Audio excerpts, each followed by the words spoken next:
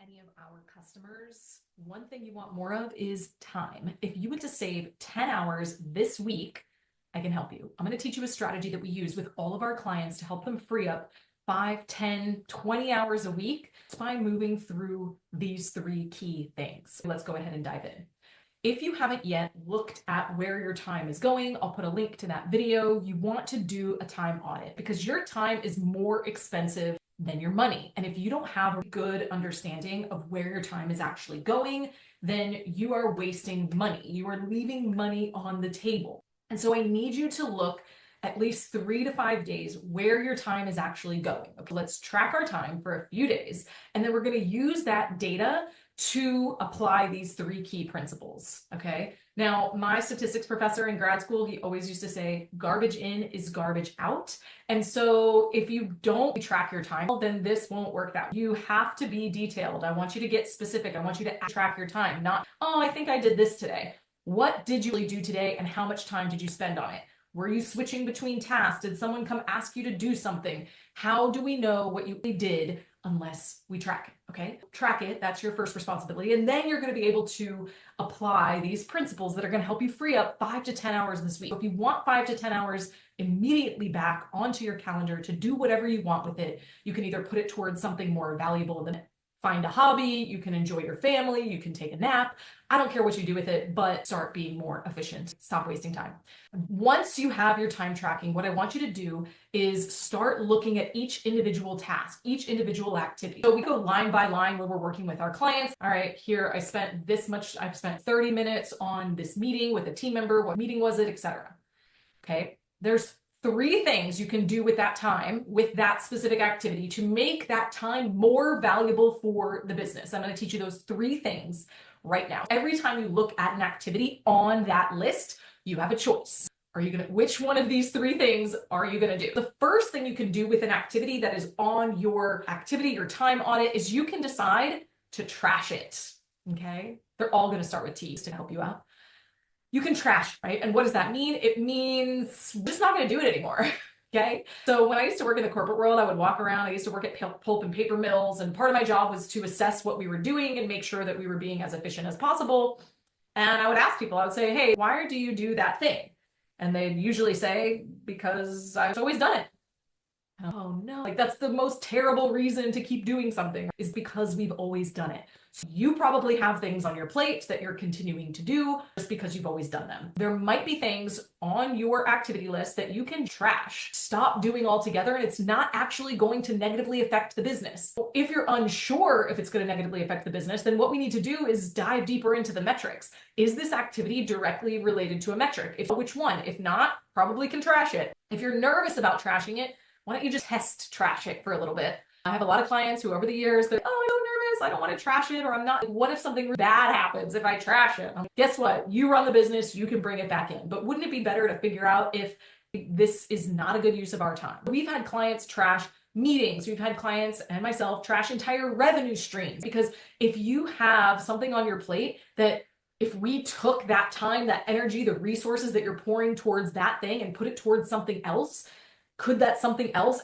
grow the business even faster? Everything you're doing is a trade-off. You have to think about, is this something I need to keep doing? If not, let's trash it, okay? That's number 1. You can immediately start freeing time up. There are absolutely 3 things on your list that you can trash. Each might be too emotionally attached to them. So pop it in the comments. I'll help you out. If you're, oh, can I trash this? I'm probably going to say yes, but pop it in the comments. I'll let you know, or I'll ask you some questions to help you figure it out. The second thing you can do with your activity is you can trim it, okay? Parkinson's law states that activity will expand or contract with the amount of time that we give it. A task will expand or contract with the amount of time that we give it, which means if you have 6 hours to put together some slides for a pitch deck, it's going to take you 6 hours. If you have 3 hours to put together some slides for a pitch deck, it's going to take you 3 hours. If you have 1 hour set for a meeting, that meeting is going to be 1 hour. If you have 30 minutes set for that meeting, is going to be 30 minutes. So this, because if you've ever gone to school, someone assigned you a term paper at some point in your life. They were, hey, it's the beginning of the semester. We are going to have this due at the end of the semester. And you're like, got it. And for the majority of us, we waited all the way until the end of the semester and we still got it done. Even though we had 3 months to do it, we only took maybe one day to do it at the very end, because the task will expand or contract with the amount of time that we give it. If you would have started that term paper on day one, it would have taken you all 3 months. If you start it one day prior to it being due, you're going to get it done. I like to also take this into practice. Sometimes I'll work at a coffee shop and I will not bring my computer charger. And you will never see someone working more efficiently than when their battery says 17% left. And I'm like, nobody talk to me. I am laser focused. I am not surfing on social media. I am getting things done. And that's how we want to be all the time, because why are we sitting around wasting time? Give yourself less time to do things. Put natural constraints around your activities, and you will save time this week, okay? If you have an hour-long meeting, I want you to cut it to 30 minutes. Immediately, I just want you to half all of your meetings. If they're normally 30 minutes, I want you to chop them to 15 minutes, okay? So that's an easy one that you can easily chop meetings in half. But the other thing I want you to think about is activities that you tend to overthink or procrastinate on or be a perfectionist around, because those are the things that tend to take you longer and you utilize more time than you act, because you're in this mindset, okay? Give yourself natural constraints. Every week I write a marketing email to our email list directly from me, talk about what I want to talk about that week, and I could let it take me hours to write it. But what I typically do is, if I know I'm going to be on a meeting at 12 o'clock, I start writing that email at 11:30, and I force myself to get it done before I have to be somewhere at 12. Start blocking your tasks onto your calendar with those natural constraints. If you're like, oh, normally this takes me a long time, I'm actually going to give myself an hour before this next meeting. See how much faster you get things done. You're welcome. Okay, third and final, number 3 is you can transfer something. Okay, if we still need to do the thing, we can't trash it. Maybe we can trim it, or maybe we can't.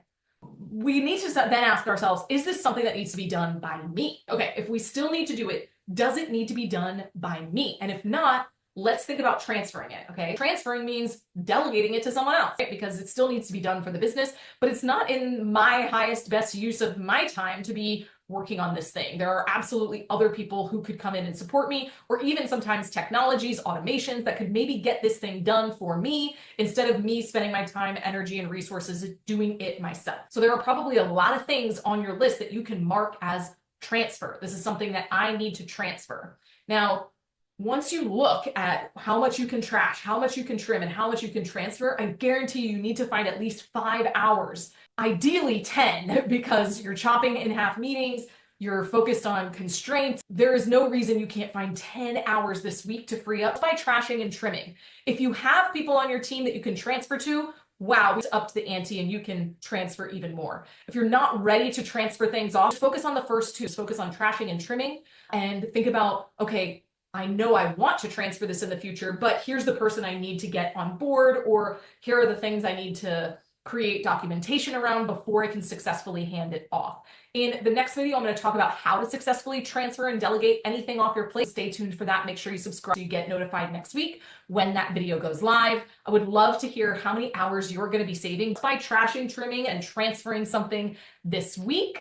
Let me know in the comments below, and I'll see you in the next one.